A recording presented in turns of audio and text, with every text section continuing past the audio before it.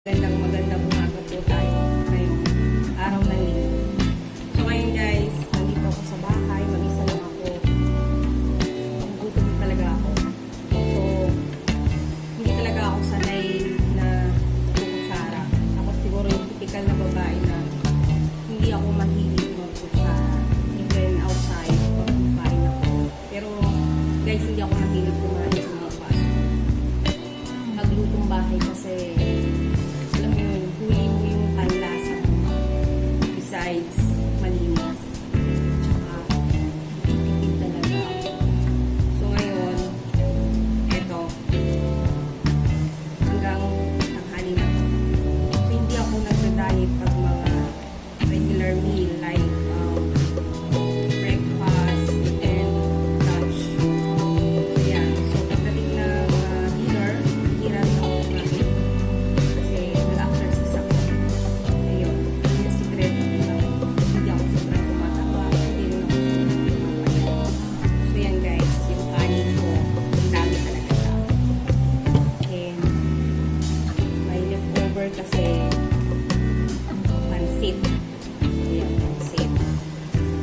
Sa gabi. Masarap kumain. So yan. Kaya lang siya may kutsara at serving spoon. And meron ako salmon yung ulam ko ngayon. Siyempre, kuradong baga kita. Iwa akong sausawan, ibang lada. Bagang lada. So, pag kumakain ako, hindi pwedeng walang ganito. Sausawan. Yan. And then, since laki akong hirap, yan. Saging, may tuyo. Siyempre, ang hindi mawawala sa akin ay natin. Ito lagi ko naman.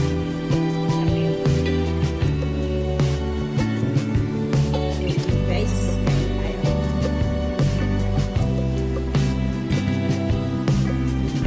Isang ka naman. Of course. So, ayan.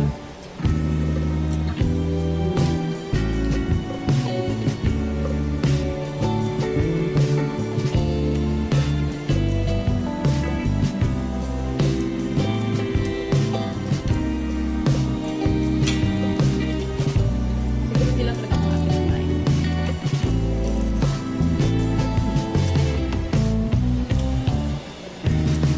Sabi lang naman. Ikaw lang.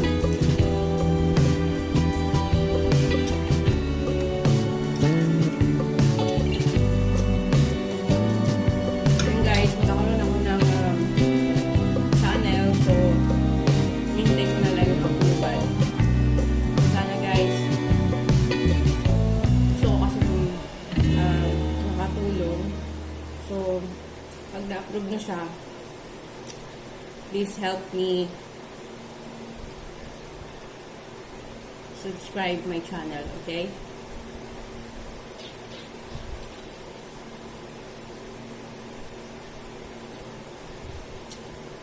Iba talaga pag sa bahay ka kumakain, no?